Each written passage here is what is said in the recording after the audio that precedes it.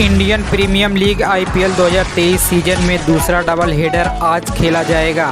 इसके तहत पहला मुकाबला पिछले सीजन की उपविजेता राजस्थान रॉयल्स और सनराइजर्स हैदराबाद के बीच होगा। यह मुकाबला हैदराबाद में दोपहर 3:30 यानी 3:30 बजे खेला जाएगा। संजू सैमसन की अगुवाई में रॉयल्स ने पिछले सीजन में शानदार प्रदर्शन किया था। राजस्थान टीम के स्पिनर युजवेंद्र चहल ने सबसे ज़्यादा विकेट लेकर पर्पल कैप और बल्लेबाज जोस बटलर ने सबसे ज़्यादा रन बनाकर ऑरेंज कैप अपने नाम की थी।